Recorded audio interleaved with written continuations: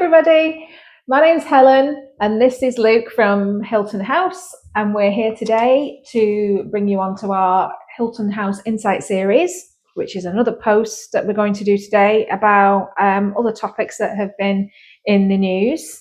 Before we get started, how are you today, Luke? I'm all right, yeah. Yeah? I'm good. Nothing to report. I made bean and cheese. Coping with the heat? Coping with the heat. Yeah. As you can see, I'm quite happy being very warm. Made bean and cheese quesadillas last night. Did you? Nice. Oh, I like them. Did you make them with black beans? Or, I did. How tasty. Black beans, yeah. Bit of avocado on the side. No, but I will be doing that next time. Yeah, it was missing. It was lacking. How are you? I'm good, thank you. Yeah, not too bad. Good. Not too bad. Happy to be here. Yeah. Always. Right, yeah. So let's kick off with this. Yeah, so today I thought, seeing as though we're in Men's Health Week, and this has been a story that's been in the news recently, we talk a little bit about what's going on with prostate testing at the minute. Yeah. Because there have been some changes within the NHS. So we're going to talk about that, and then we're going to talk about how we might be able to help. Yeah. So prostate cancer is the most common cancer affecting men in the UK. Unfortunately, around 12,000 men die from it each year. Recently, the UK National Screening Committee has reviewed prostate cancer screening and decided not to introduce a nationwide screening programme for all men. Instead, they recommend targeted screening only for men aged 45 to 61 with a BRCA2 gene variant and a relevant family history. So that seems to be a very specific test for a specific group of men. Yes, it's a very small slice of the population. The reason why that has been decided what's best going forward, there's a couple of reasons.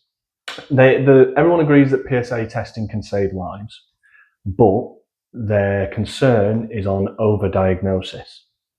So how, some prostate cancers grow so slowly that they may never cause harm to the individual, and instead actually getting treatment for that would cause more harm. Okay. So there is reasoning behind it.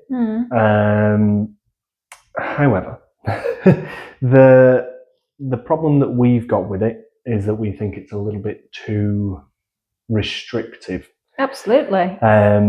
Now, there's nothing to say that you can't still discuss a PSA test with your GP. But if you look, or when I looked at the NHS website, all the information, all the advice is saying that you can ask. But asking is not the same as getting. Yeah.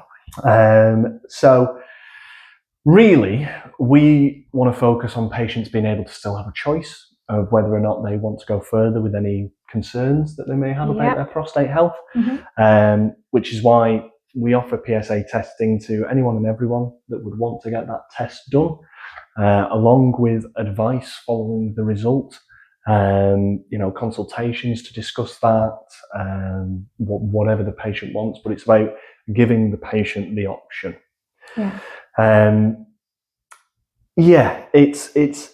It's just a bit of a weird one, because screening too many people, you can understand the overdiagnosis thing. There's a lot of people who are going to be treated unnecessarily, and it's going to lead to a worse quality of life. I get that, but this seems far too restrictive to me. It does, and obviously you've got to weigh up the good between the bad, haven't you? I mean, when you look at that figure, 12,000 men die from it each year. Yeah. And cancer doesn't discriminate. No. You can get cancer at any age. So I do think that basically for us, what we do is we put the patient back in the driving seat, and we say, well, if you want to have your prostate test done, for us, it's a simple blood test, isn't it?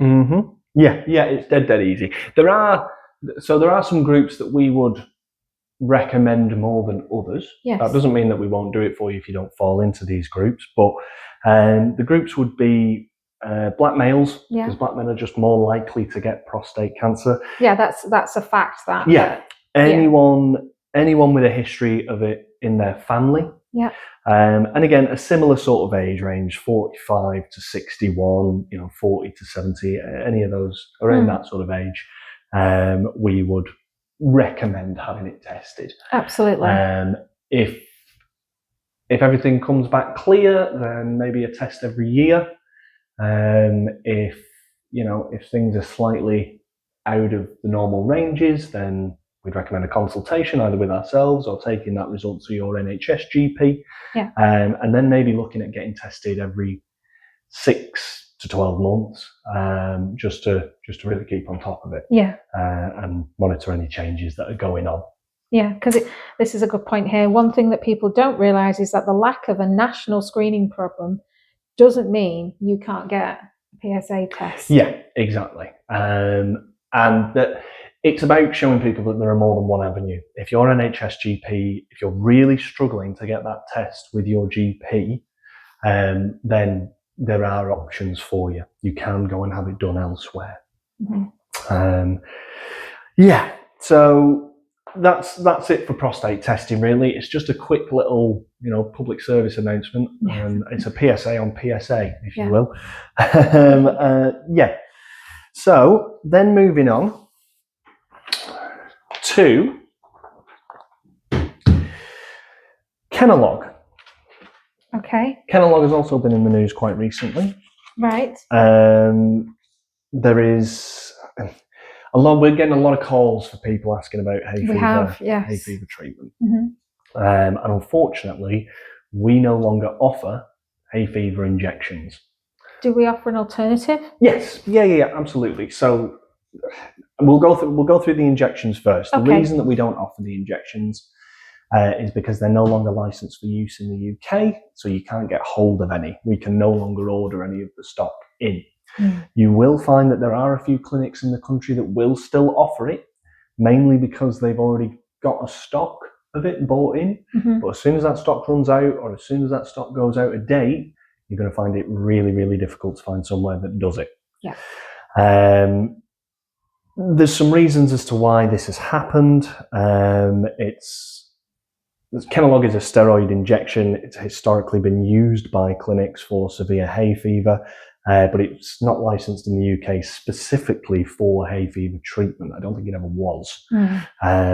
So they've been taken off the market because there has been some side effects surrounding it that cause some concern. A lot of the patients I speak to never had an issue with it and said it was one of the best things that they ever managed to get their hands on. Yeah.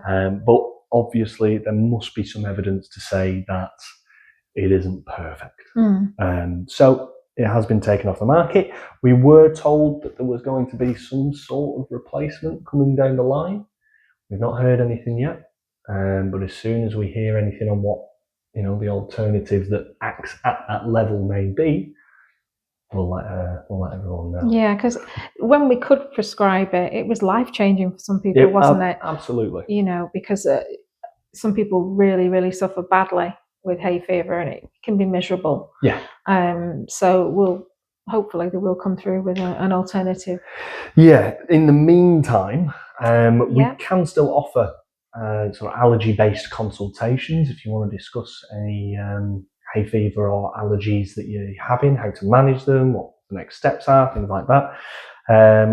The alternative treatments, your first line of treatments, really, if you've got hay fever, you'll probably know about these, but it's antihistamines, steroid nasal sprays, eye drops, and sometimes a combination of all three. For really severe cases, there are some prescription-only medications that you can get hold of. Maybe a referral on for an allergy specialist to talk more in depth about what's going on would be useful. And I think through an allergy specialist, you could probably also look at immunotherapy, which, as far as I understand it, is like, what do they call it? Exposure therapy? They do it for fears. People who are like scared of spiders, and you have to put a spider on your hand, and if you do it enough, the fear goes away. That's the theory. That sounds a bit... I'm not sure about that. No. Well, immunotherapy, kind of similar. As far as I understand it, you get a small amount of the allergen in your system, and it's almost just getting your body used to the allergen. Okay. So that's that is what's going on with Kenalog, how we can help. Yeah. Yeah, brilliant. Okay. Happy with that? Yeah, fantastic. And then finally, we're going to just chat about a couple of our Hilton House processes, because we're seeing some things out there at the moment. We're getting a lot of requests about referrals. We're seeing some things about blood test clinics. So starting off with, how does our referral process work? Yeah. We've had a lot of patients recently ringing in about, looking to get referrals for scans or to see a specialist. Yeah. Because the wait times are just too long in some cases, unfortunately. Some people are fine to wait, but if you're not, there has to be an alternative, and that's what we provide. So how our referral process works is generally you'll have a consultation with the doctor, first of all. That is number one, just to make sure that a referral really is the best thing for you. But generally, it's probably agreed that if you're looking for a referral, it's probably what's going to be best. Yeah. So you come in, have a little consult with the doctor. They'll have a chat with you about what's going on. They'll discuss, what kind of referral might be best, whether it would be a scan, whether maybe speaking to a specialist, what kind of specialist, what kind of scan. Either the doctor or ourselves can then point you in the direction of, here are all the local services, either close to us or maybe close to your address if you've come from far away. Yeah. We'll get a referral done either during the consultation, or if not, it'll be done the same day. A couple of ways that you can go about it is that we can address that referral to someone that you already have in mind, or we can leave it as a bit of an open referral and you can take that to whichever specialist you like. And again, we can help find that specialist for you. We can send off the referral letter, however you want us to do it, basically. So if I was coming in, for example, would I, before booking that scan, would I have to give you my details, which practice I'm at and my medical history? Yeah, so we always try to take some medical history. The reason, because some people are always ask, why do you need to know this? If there's any medical emergencies while you're here, we need to alert everyone that's involved in the care of your health. Yes. So we do need some details. It's also useful if you've had a referral done and your GP already knows that your NHS GP's done a referral, but it's taken too long, so we're going to do one instead. It's probably worth letting your GP know that you've had a referral done through us. Again, we can share all of that information. Yeah. It's saying here examples without using patient details. So there's some cases where you wouldn't need patient details. Right. Yeah. Sorry. So things like orthopedics, dermatology, ear, nose and throat, cardiology. We can send those off without using in-depth details if you were. The main problem or the main issue that some people will find is that unfortunately we can't directly refer for further care in the NHS. Right. So we can refer back to your NHS GP with some recommendations on what we think should happen next. But that isn't necessarily going to speed up the process if you've already had a referral done by your NHS GP. Okay. If you're struggling to get a referral done in the first place, then that might help. Okay. But we can't. The only way our referral process is effective is if we can refer you on for further private treatment. We don't have the ability to get you basically skipping the queue of the NHS system. We can't do that. And you can sort of understand why. Okay. So while we're here, I just wanted to mention that, Father's Day is coming up. Yes, this Sunday. And we do offer a men's full health check, don't we? Yep. Which is a lovely gift to get someone. Yes. But also everyone's enjoying the World Cup at the moment, aren't they?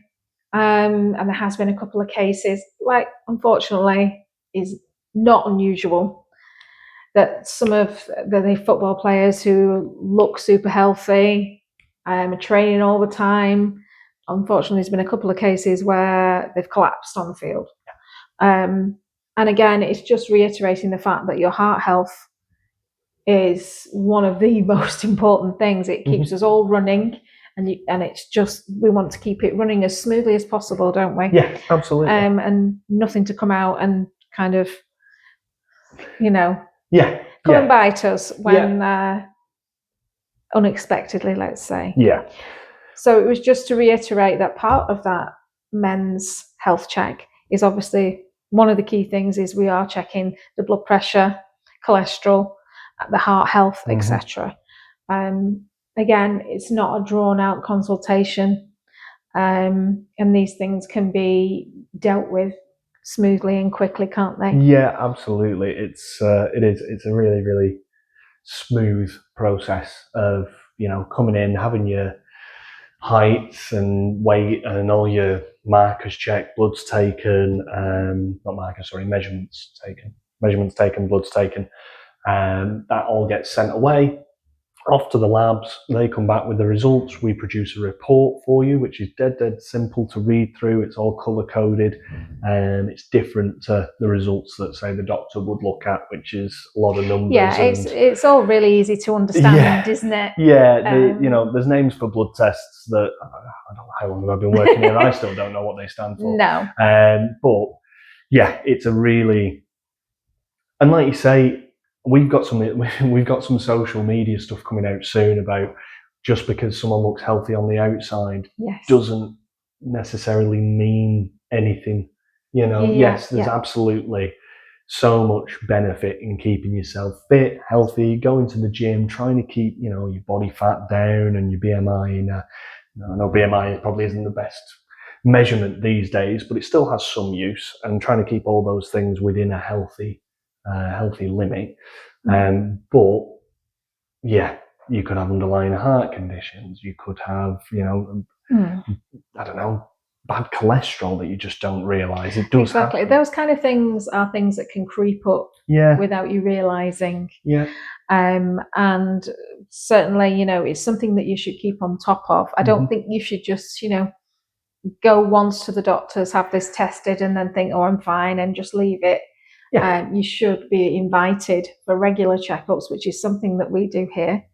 And a lot of our members benefit from that, don't they? Yeah, absolutely. And also, I think is when we talk about blood tests as well, there are a number of ways that you can have a blood test.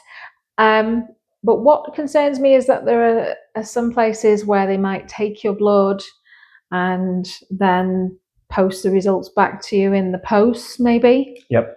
But obviously, once you've got those results, if you don't understand what it's outlining, surely then you've still got to make another appointment. Yeah, absolutely. And if you are going down the private route, then you've got to pay again. Yeah. So with our blood testing process, I absolutely agree that there is a huge risk to patients if you just take a blood test and you just hand them the results back without any sort of overlooking of a doctor. If all the tests come back within normal ranges and everything comes back fine, because there's nothing there to be concerned about. The labs have set ranges based on clinical information. If everything's coming back in healthy ranges, the only thing that is telling you is that if you are unwell, it's not any of this stuff. So there's no going back to you and saying, well, this could be improved, or this points to this concern. It's showing that you're a perfectly healthy person. So there's no real need for a doctor to check over results that line up within ranges. But if anything comes out of range and those results are passed back on to you without any professional looking at them and giving you any comments on, what you might want to do next, it's a huge risk to patients. I know you're saying, you get the results back in the post, you see that there's some things wrong, and then you go to make an appointment. You're going to be panicked while you're doing it because you have no idea. You're just seeing red. This something is out of range. Oh my God, what does that mean? Yeah. And And then number 2, you've now got to make another appointment. Well, what happens if you can't see anyone for the next few weeks? Exactly. You So just then sat there. you're just left with this information worrying you, keeping you up at night. Yeah. Whereas if you come into Hilton, the blood tests that we do, the bloods are taken by our phlebotomist, and then we get back to you with the results, and those results, you sit down with the doctor and he discusses those results with you. Yeah, so we have you've got a two tier, if you will, blood testing with us. Every blood test will be reviewed by a GP, as long as the results are out of range, and they will pass on some comments with that. If it's simple stuff, if it's a simple case of like, you might want to take some more vitamin D over-the-counter supplements because your vitamin D levels are a bit low, then great, we'll just get a few brief comments from the doctor. Anything that does raise some concern, you'll then be given the option of, here's some general comments about the bloods, but really you need to sit down with someone and talk about it. You can either come back in to see us, or you can take them to your NHS GP. Yeah. It's completely up to you. But unlike a lot of blood testing clinics that are out there, we're not leaving you in the lurch. We are, as much as it's also for the patient, we also want to cover ourselves a little bit. Exactly. What we don't want to do is send you away with a result that's showing that something is wrong, and you turn around and go, well, where's my support gone? You guys are not doing anything for me anymore. We want to be able to say, listen, there's your bloods, and here's the comments from the doctors. And again, now it's over to you. What do you want to do? And here's the advice that we offer. Yeah, absolutely. And also, like with a lot of these tests, it can be a nerve-wracking experience when going for some tests like this, and we can all tie ourselves in knots wondering what's going to come next. Yeah. But that's why, to me, it's a no-brainer, actually sitting down face-to-face with a doctor who's going to explain what all this information is. Mm-hmm. Yeah. So another point to make is that, unlike maybe your NHS GP, and you'll get your test results back usually within two days, depending on the test. Some tests can take a week if they're quite specialised tests, but generally within 2 to 3 business days, we'll have your results back. The doctor will have reviewed them and either said, yeah, all okay. There has been the odd time when it's come back even sooner. Yeah, hasn't it? Yeah, absolutely. There are certain tests that will come back. If we get them sent off at 1:00, they'll be back by 8:00 the same day. Yeah. So you can sometimes get the results the next day. I never quite understand why you have to wait for weeks sometimes. No. Through other channels. And with the Royal Mail as it is at the moment, unfortunately, if you're waiting for that to come back in the post, you could be waiting a while. Yeah. You just have to be a little bit careful out there with some of these blood testing clinics. The blood tests, I'm absolutely sure that they'll do a fine job of taking your bloods and giving you results, but it's about everything else that comes with that. Yes. Are they looking after you beyond that point? Exactly. And we're finding increasingly that no, they're not. Mm-hmm. But we do. Exactly. And we offer that patient care that perhaps that they don't. Yeah. They just require you to pay your money. They'll do the test, and then you wait for the results to come back. A lot of it's just common sense stuff.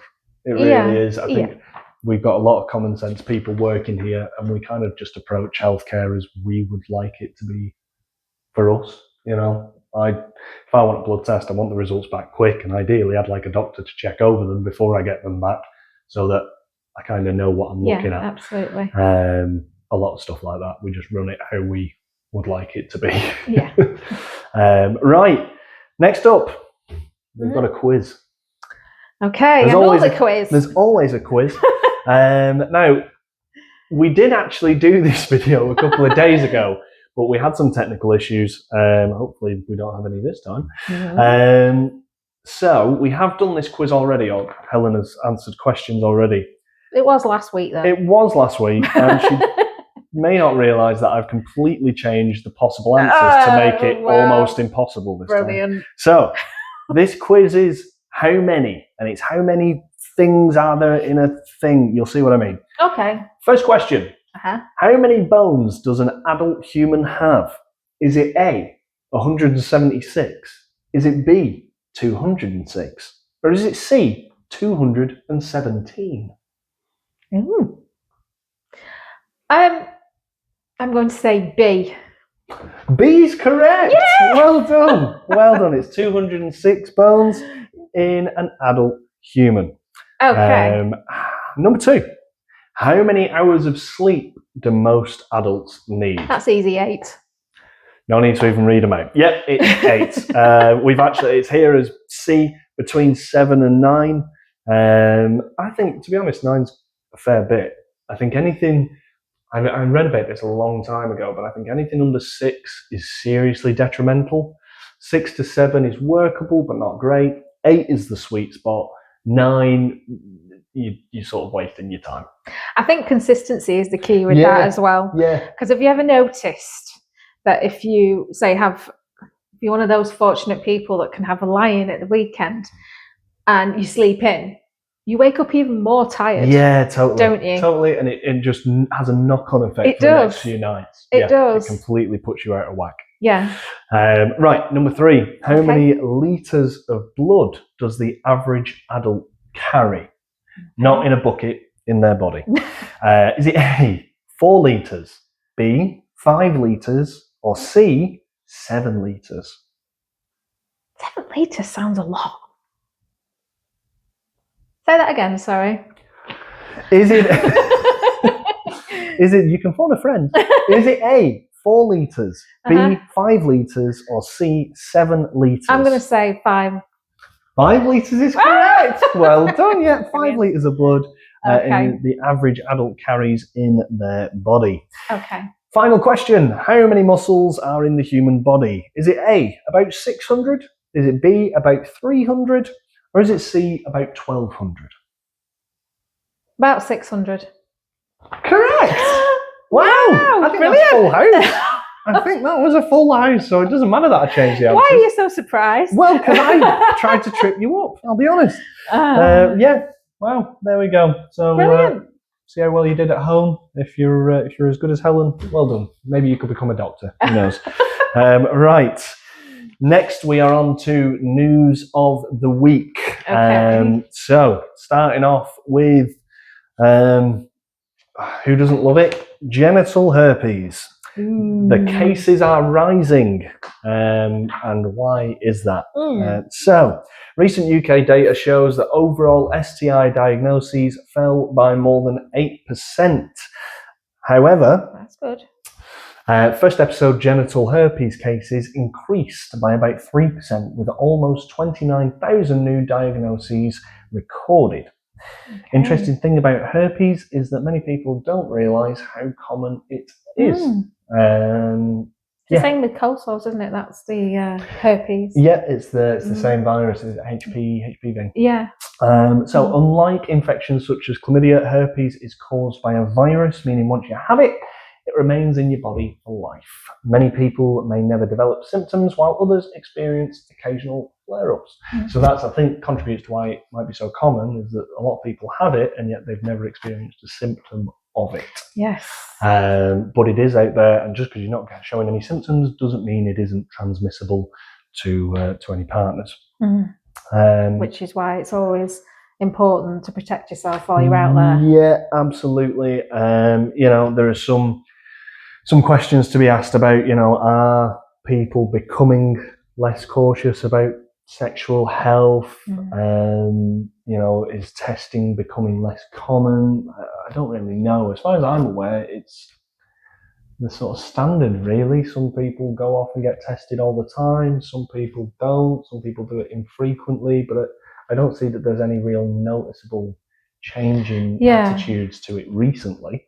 I think if you were having fertility treatment or you were trying for a baby, I think this is definitely something that you would want to be tested for beforehand. Yes, 100%. Just to check that 100%. everything is okay and nothing's going to cause you not to get pregnant. That's just one of the things. The point of bringing the story up, it's not to try and panic anyone. No. It's just we've had some cases here, but we've not had loads of them, have we? No. I mean, we don't. The thing about sexual health clinics is that for me, if I've ever visited a sexual health clinic, it operates a lot better than an NHS clinic. Yeah. And so, if the system ain't broken, there's no point to really try and fix it. So sexual health clinics, I actually think, by and large, fairly spot on with what they do. Yeah. We do offer STI testing here, and I think the benefit that we have on some of our STI tests is that we can do a simple finger prick test, and you can get the results back within sort of 5 to 10 minutes. There is a video on the YouTube channel, in fact, so it's 20 minutes, but there's a video on the YouTube channel just explaining how those work with us. Okay. But yeah, go and get sexual health checks. Don't be embarrassed. It can save a lot more embarrassment down the road. Exactly. And yeah, it's just good practice for your health, really. It is, and the message is always the same, that we don't discriminate from anybody here. We're non-judgmental. There's nothing to be embarrassed about. Our one priority is to keep you well and healthy for as long as possible. Yeah. And we don't want, we don't just want to see you when you're unwell. We want to see you when you're happy and healthy as well. Yeah. And just to be in your life and keep everything running as it should be. Yeah. But there's definitely no embarrassment or any shame here at all. No, not at all. We talk a lot about, and this will tie into the next news story, but we talk a lot about preventative health. Yes. Which is, you might feel fine, but maybe it is worth just getting a blood test just to make sure that that is also what's shown on paper. Yeah, a blood test is a really good reading of what's going on in your body. Yeah, and so having a chat with a doctor. If you have a chat with a doctor, they might notice things you hadn't really thought of. You feel fine, but maybe you're a little bit tired. Oh, well, what's causing the tiredness? And it can sort of, we can discover things that while you're feeling fine, something may still be going on. And we've had cases where people have said, well, don't I need to be taking this? And our doctor, in a lot of cases, turned and said, well, no, that's not going to improve the situation. Yeah. But it may be that someone's seen something online and thought, I need to take this. Yeah, we will. We're going to come back to that in a moment. Okay. So next story is that 2 hours of weights could help you live longer. New research following nearly 150,000 people suggests that just 90 minutes to 2 hours of strength training per week is associated with significantly lower risk of premature death. That makes my day. That's brilliant. The benefits of weightlifting, it's not just about building muscle, it's also fairly good cardiovascular work as well.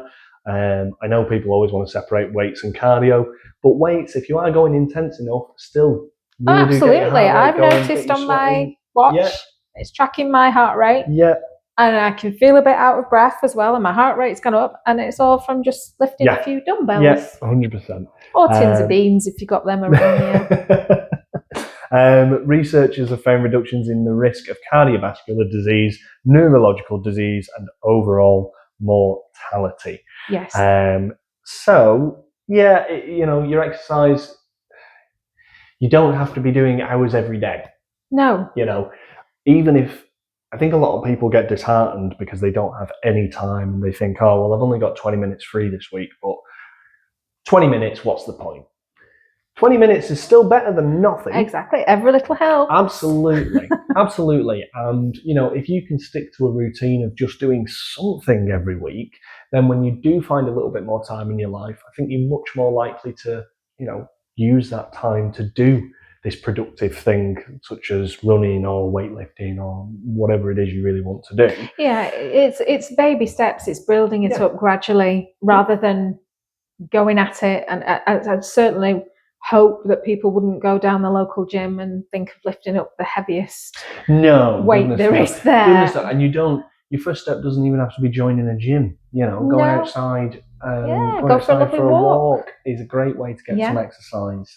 You'll see a lot of fitness guys talking about getting their daily steps in, and it is because it's easy to do, and yet it's so good for you. It is, and also that natural daylight. The more natural daylight we can get in, it helps with our sleep as well. Sleep, mood, vitamin D does a lot for you. But yeah, it's a dead simple thing that could have a real beneficial impact on your life. And this is interesting here. So why do so many people still think exercise has to mean running? Yeah. Running, it's not the one best exercise for your body. No, it isn't. And you'll find a lot of times with people who maybe are a little bit heavier, looking to lose some weight, running can actually be really quite painful on your joints. Yeah. And what happens then is you might get an injury, or you just might not be feeling too great, and then you give up. Yeah, and I've been there. Yeah, it just gets worse. Yeah. So there are alternatives. Cycling is a lot easier on your joints. Walking, swimming is great as well. Brilliant. So it doesn't have to be, like we say, you don't have to be going intense straight away. You don't have to just be going doing running. There's plenty of things you can do, ranging from walking to strongman events that will do you good. Yeah, they will. And mixing in a little bit of strength training as well, and gradually building up. But you do need to be challenging yourself as well. So not once something becomes easy, don't continue with it. You need to push yourself a little bit further. Yeah. Like I said, you don't need to become a bodybuilder. You just need to give your muscles a reason to stick around. Yes. Well into your 80s, 90s. Yeah. Okay, and the final news story is all about supplements.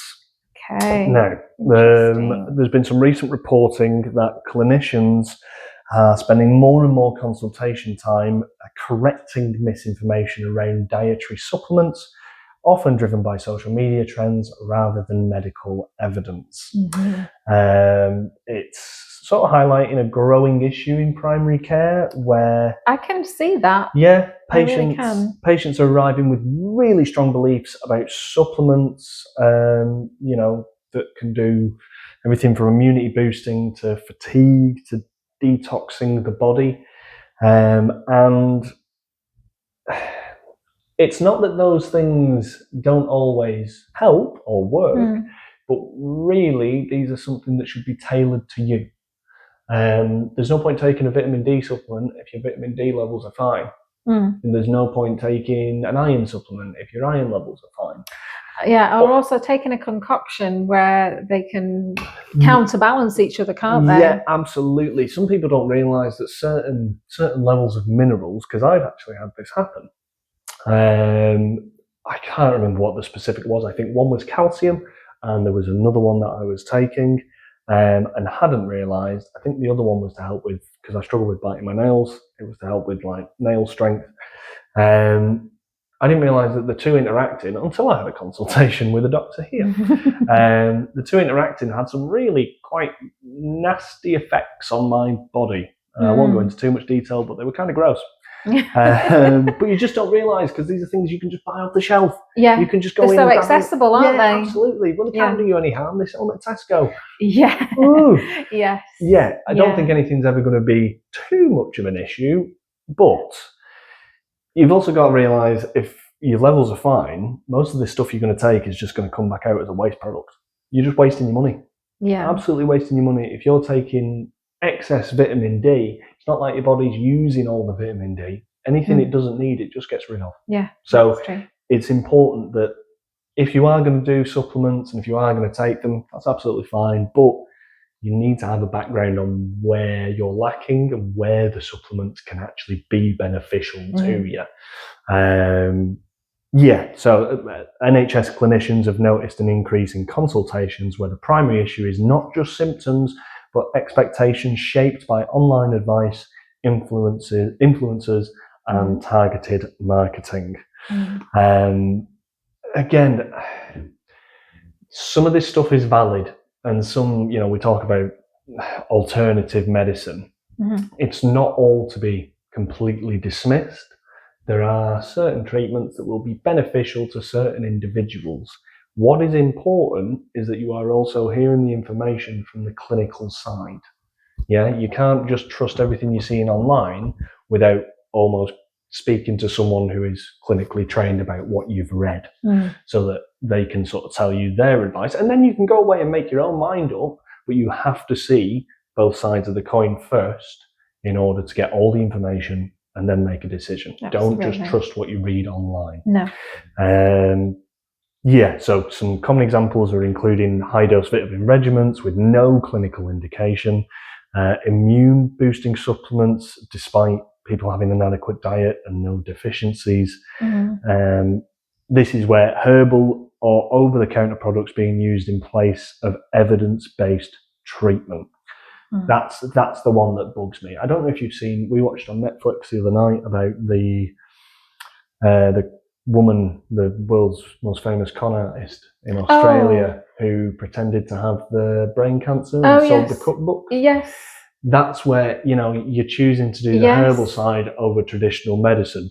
That's fine if that's your choice and you want to go away and do that, that's absolutely fine. But my recommendation would be you at least have to hear what the doctors have to say. You have to hear. I think there is a lot of fear out there for a lot of people, though, that they'll come to see their GP. First of all, they might not have much time for them, and they might just say, "Here's a prescription," and that's something that we don't do here. No. We'll discuss at length what's best for you. You're not just walking out the door with a prescription. It is, in some cases, a more holistic approach, in the sense that we're not here just to give you a prescription and you be on medication for the rest of your life. As we've always said, it's a preventative measure. We're here to discuss a health plan, long-term health plan for yourself, and to keep you on track with all these things. I mean, interestingly, I don't take supplements myself. I have taken some, like you've mentioned here, folic acid in pregnancy. I did take that. And I am somebody who likes a herbal tea as well. Yeah. And, predominantly because I like the taste. There's licorice one that I like, fennel one that I like, and obviously green tea. And there's mixed reviews about that, but you can find a lot of news about that green tea is good for you, it's good for your digestion, etc. It's a good antioxidant. So I tend to do that. I tend to have a herbal tea, and especially before going to bed, I might have a chamomile tea. To help me relax and sleep. I don't know really if it's doing that, but from things that I've read and I've heard about, it's okay to take that. Yeah, absolutely. And there's not to say that there is no beneficial stuff beneficial sides to this stuff at all, but there's also a huge part in terms of if you believe it. There's a reason that there is a thing as a placebo effect, and people think that these things are helping them, is that your brain can do so much in terms of how it affects your body, that if you think something is doing you good and that there's no reason why it's really doing you bad, then no harm, go for it. If you think it helps, go for it, as long as it's clinically not doing you any harm, and you have maybe discussed it with a doctor to make sure that there's no alternatives that might help you even further. I think one of the great things about us having longer consultations is that if a doctor here prescribes you a medication and you don't want to take it, we've got plenty of time then to go and discuss alternatives. Yeah, exactly. It's not like, you go to your GP, here's a prescription, I don't really want to take that. Tough luck. Yeah. We don't do that. No. We can chat and find what is best for you. Yes. So some points here. The key clinical reality. For most people in the UK, a balanced diet provides sufficient micronutrients. As you've said, supplementation is only recommended for specific groups, like say folic acid in pregnancy, vitamin D in low sunlight exposure. Excess supplementation can sometimes be harmful, particularly in fat-soluble vitamins such as A, D, E, and K. One of the most striking shifts is that clinicians are not just treating conditions anymore, they are increasingly spending time undoing misconceptions before any treatment can even begin. So it's just about, don't believe everything you read online. No. I completely understand people being skeptical of doctors. Yes. Completely get that. And if you have an idea of something that you think is working for you, great. But make sure it isn't doing any harm. and just hear the advice from the doctors. You don't have to take it, No. but at least know what is out there on the clinical side of things. Be well informed, and then you can make the best choices for your own health. So yeah, we're seeing an increasing use of supplements everywhere. I'm getting adverts for them all the time. Yeah. And they can work, but just they need to be right for you. Yeah, I agree. And I think that there are a lot of people online, for us ladies, for example, and I can see it for myself that you're looking at somebody that just looks amazing, and they're taking a concoction of pills. Yeah. And to me that sends off alarm bells, because I would need to know what is specific to each one. Maybe that lady does that I've seen online. Yeah. Maybe she's a doctor herself.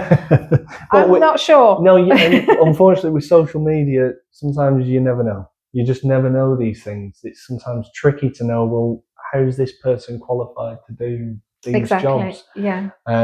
You've got to be careful. So yeah. But yeah, that is.